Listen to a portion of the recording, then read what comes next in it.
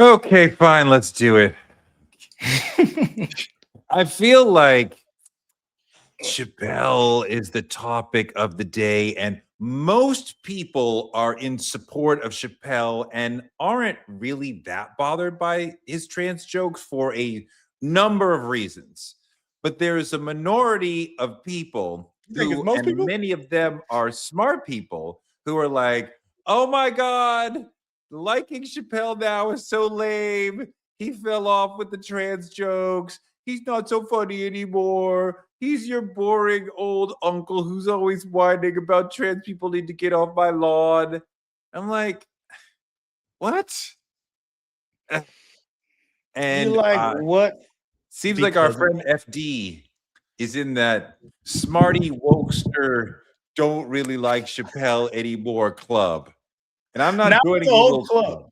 I'm not That's joining the your problem. little club. It's a little club. It's very loud. I'm not joining your little club. Well, you're gonna watch this club. Let's see what my guy FD got to say. A few weeks back, probably as of now, on a You night where got the people memo. witnessed the classic, beautiful image Rap of a latte gifted black memo. boxer breaking the jaw of an obnoxious symbol of white privilege. The world was surprised with a brand new special from One Day Chappelle in the aftermath. Chappelle being the legendary comedian who has over recent years seen his universal love slowly turn into controversial appreciation from a distance. I've made a few videos about Dave over the years, first in response to his controversial special, The Closer, a few years back when he made failed attempts to defend his lazy use of trans jokes. I also engaged with Dave probably a year ago after he released The Dreamer, mostly just explaining why my take on Dave and his weak defense of his trans jokes has aged incredibly well. However, today, after watching Dave's most recent special, The Unstoppable, I realized there are some flaws in the way I've spoken about Dave in these last few years. I was really being too nice to Dave.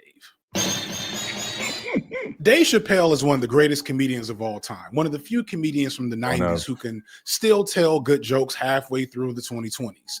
This is not up for debate. I want to start there just to level set.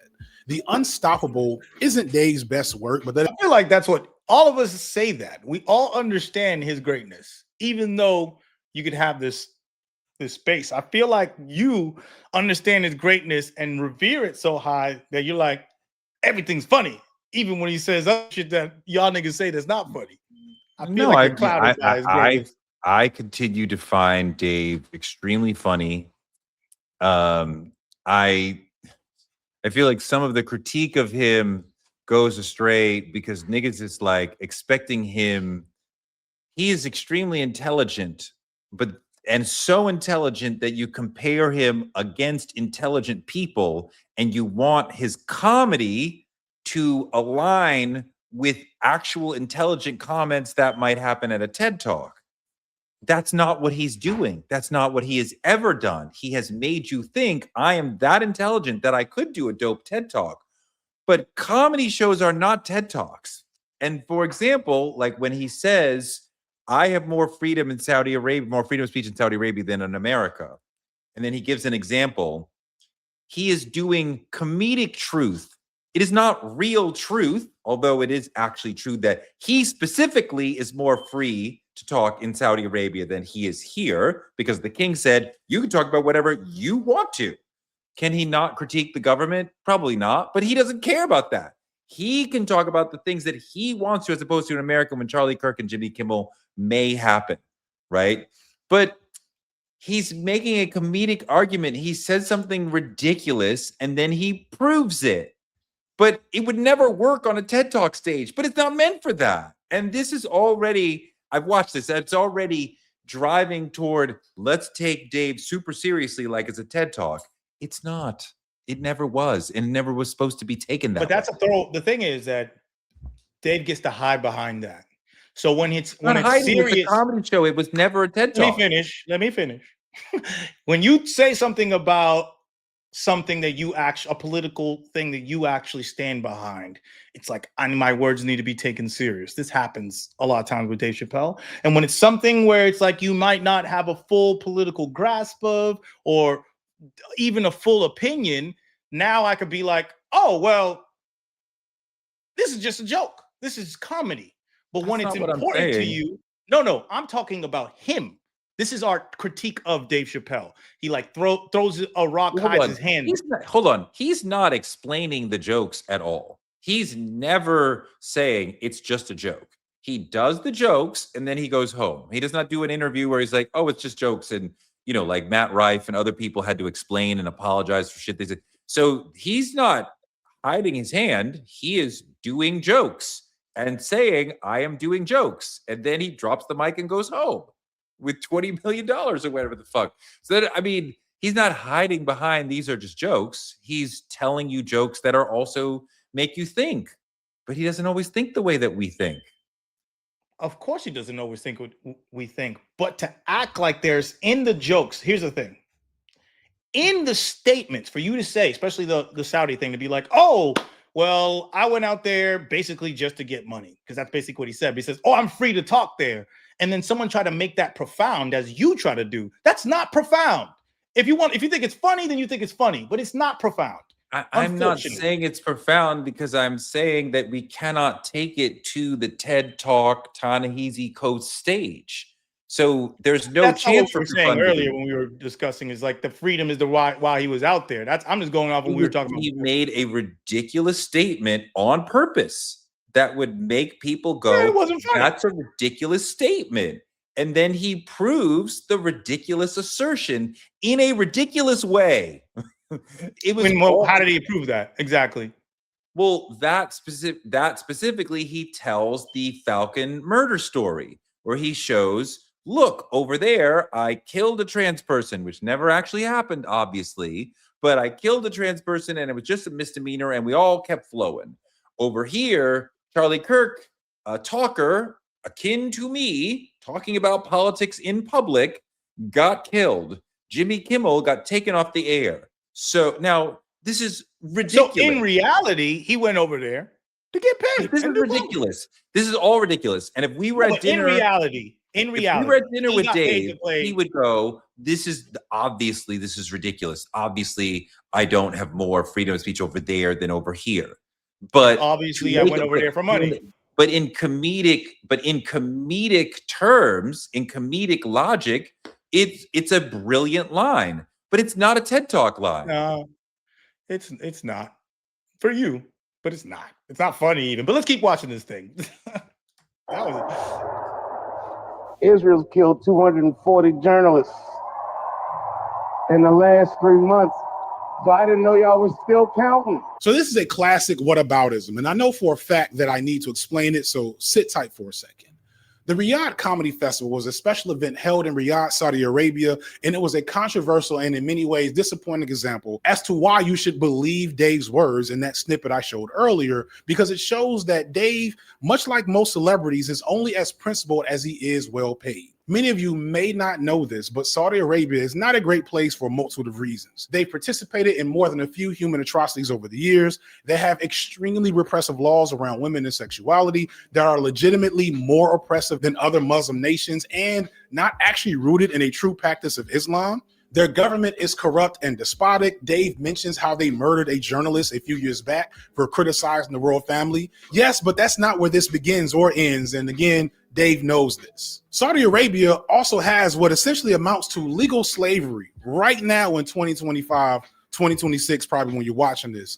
They have an estimated 700,000 plus people in a variety of exploitative conditions, which amount to slavery, many of which are Africans. Speaking of Africa, the Saudi government has treated them much like America has treated its imperial neo-colonies, which includes an influx of Ethiopians who often immigrate to Saudi Arabia because of the things Saudi Arabia is doing in East Africa. And those Ethiopians were subject to a mass killing just a couple of years ago.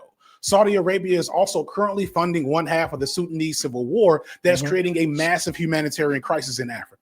I've had a few people point out that Saudi Arabia is not explicitly funding the more brutal Rapid Support or RSF forces, which is true, but they're still greatly responsible for the neocolonial state of Sudan, and they are engaged in what amounts to a proxy war with them and the United Arab Emirates, who are allegedly funding the RSF. And this is all with the goal of controlling the resources of Sudan, not supporting the self-determination of Sudan or anything that's actually helpful to Africans.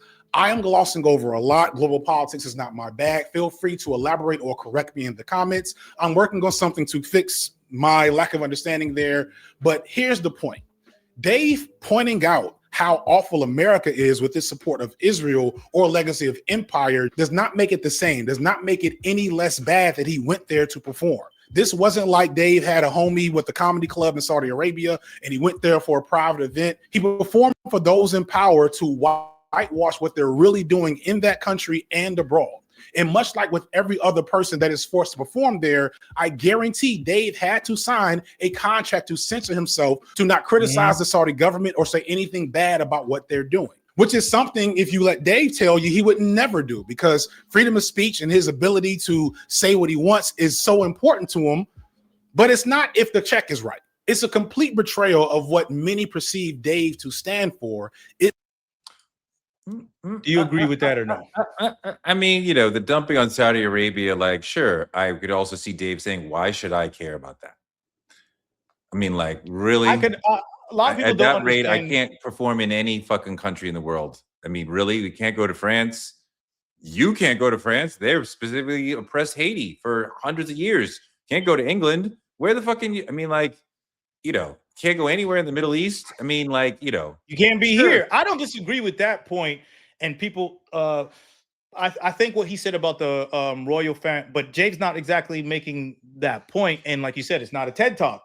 I'm more so talking about, do you feel like it's the fact that he has to sign this thing, can't talk about the royal family, all that type of stuff, and he's doing it for money? Do you think that is discrediting his point on freedom that he usually has, freedom of speech? Well, no, because he's playing Dave is playing a very specific and narrow game there linguistically. I have more freedom there than here.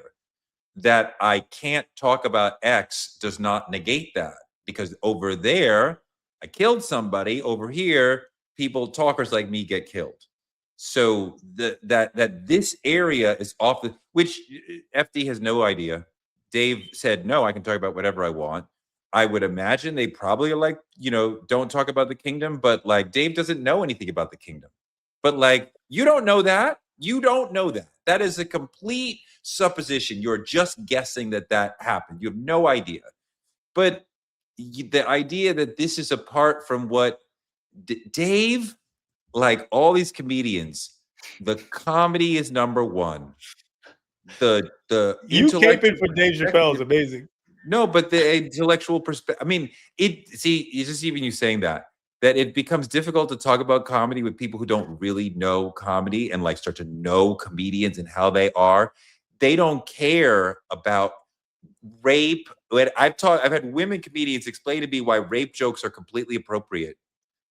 They don't care about the politics. I don't think this has to do with being inappropriate. Being funny is the number one thing to them. So like the rest but that has nothing to do with the statement of you outside of your comedy. Before you try to interrupt for the 45 million, but outside of your comedy, if you, Dave Chappelle, which he said out loud in publications, it's like how he represents that art form and how free he feels that art form needs to be, right? Because he values that so much of art form of comedy. And it being negated by you feeling a constraint in Saudi Arabia. Your rebuttal to that is saying that we don't know if he had any actual whether or not he can talk about the kingdom is an irrelevant trifle. He can say anything that he wants, and what he really wants to do is say these trans jokes and these anti-Israel jokes. In America, that is controversial. Well, not that controversial because he said all the shit and everything was fine. He made 6 fucking specials about trans jokes. So the exaggeration of the trouble in America is also a backdrop of the story. But he wants to make in the special he makes trans jokes and Israel jokes. He can do that over there. Over here, that's controversial. Over there, he killed somebody. Over there, people get killed. Like it's in the scope that he's making it, in making a comedic argument, it actually works and it's funny. If you put him in the same light as Ta-Nehisi Coates, then yeah, you'd be like, this doesn't make sense. I think you keep going back to that, and I have to. because the that's what comments will kill even me. like even the notion about I know that's 46. Even the notion of I have more freedom to speak over there than here was taken as Saudis don't have more right to talk than Americans. He didn't say that. He said it's a one-person deal. He has more right to speak than anybody else. We get that. Your whole statement is because it's funny. And I agree with that. If it's funny, they say it, they feel like it's funny. The thing is, Dave Chappelle always teetered the line and, like you said, wants to be perceived as someone that he teeters the line in general of a brilliant political voice in general, a narrator, someone beyond just this art form and stretches the art form to a different place, which we all agree. Even FD said, we just agree with that. Like he's the GOAT of that. But in that, your messaging, your meaning in all these things still there because he's a writer, he's a narrator, he's a storyteller. There's meaning, there's purpose. We can see in that what the actual purpose is, then what purpose you are trying to display within your art. And those things don't exactly match up. And that's what FD and my criticism of Dave Chappelle is. Like, if your purpose, the unstoppable nigga act, right? Let me show you about, America has a problem. That concept of that, why are you caging this human being? And then when the human breaks out the cage, freaking reprimanding him for breaking out this cage that you put him in. That's basically like to make a story out of the whole, a metaphor out of the whole Dave Chappelle set. I think that doesn't align with I went over here to get this money, because that's the reality of what he did. He went to play that show to get money. He's about getting money and telling jokes. That's fine. I just don't think these jokes is funny. That's it. That's all I said. Is that if you don't think the jokes are funny, that's fine. That's a binary thing. I laughed. I was compelled. I think that what a comedian needs to do is to compel you for, however long the set is. You may not laugh the whole set. You may not laugh for significant portions of the set, but a good comedian will have you compelled and paying attention, to where, like, if people start talking about something else, the comedian has not doing their job, because the comedian should be saying things at every moment that you are hanging on the edge of your seat. Like, grab the mic and like, let me tell you about the last time my wife caught me cheating. And you're immediately like, holy shit, that's a crazy story. Like, what, right? If the comedian, if your attention strays at all, right? So the number one goal is not laughter, it is compelling your attention, right? And he is absolutely doing that 100% of the time. I mean, I find him hysterical. And, that you don't, or you didn't in this one, whatever, like, that's a binary of it. It hit me, it didn't hit you, whatever. I think the expectation of him as a hyper liberal thinker who would thus do something like say no to 6 million for half an hour in Saudi Arabia.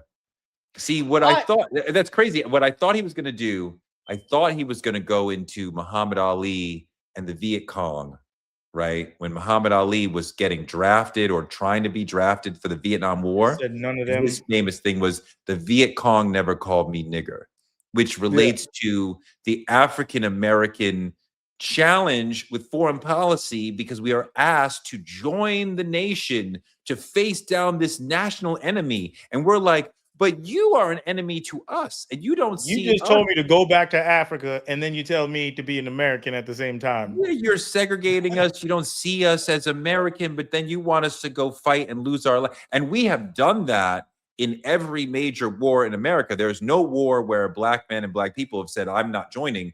But there are individuals who have voiced that. And if Dave had gone into the Muhammad Ali thing and been like, yeah, I know Saudi Arabia did some shit, I don't care. They never called me a nigger. They never oppressed me. They never oppressed black people, at least African Americans. that would have been an interesting comedic argument. Yeah, but you see how that actually aligns more with, I think, Drake. Drake. We just made that other video, but I think that a lot. That's crazy, by the way. Dave Chappelle's ethos, in the sense of that he is always been aligning himself with his reality, the black struggle, the black plight, right? For you to say they never called me nigga in some type of joke and make that connection is different to say that, oh, this journalist got killed, but how many journalists did these guys get killed? FD is not wrong that it's whataboutism, Yeah. right? And it's moral relativism. I think it makes the joke. I don't think about the liberal. I'm not even thinking about the political aspect of it. That's why I'm with you, where I couldn't separate this political perspective and my political perspective from the actual joke, because it's a joke. I'm thinking that, yes, he said that because he wanted to connect to I stand with Israel at the end. That's the reason why he brought up Israel there. So that's the whole connection. I just don't think that works well, and it wasn't funny. And see, I mean, like, these aren't the two Israel points are not jokes, but it aligns with the sharp rise in anti-Israel, pro-Palestinian sentiment over the past 2 years, right? And now most liberal people, most Chappelle followers are pro-Palestinian and anti-Israel and feel comfortable versus years ago, feel comfortable to critique Israel in public, because this was not done 4 or 5 years ago in America. This would have been considered anti-Semitic and impossible to say these sorts of things. So in the 2 points about Israel, he's saying truthful things in that it speaks to the true evil in the region. And it speaks to the thing that the people really care about vis-a-vis the region. And they're not laugh points, but it does make you cheer and make you feel in simpatico with Dave, and does make you feel like he gets it. Because this is the big sharp wave on the left on this point, and among young people, a sort of sharp rise in anti-Israeli and pro-Palestinian sentiment. So he's tapping into that. Yeah, he's tapping into it, but like you said, these are all jokes. It's a big joke. It's a comedy special. It's his version of comedy. That's what the whole thing is. And all I was referencing is that I get that this is a piece of art. So we got to look at it. That's not a TED Talk, right? So even though he's aligning with that, should we go with his political perspective, all that? That's what I'm trying to say, is that it kind of goes up and down, and how it goes all around. Sometimes this is comedy, sometimes it's more of a point. Fine, but it's all art.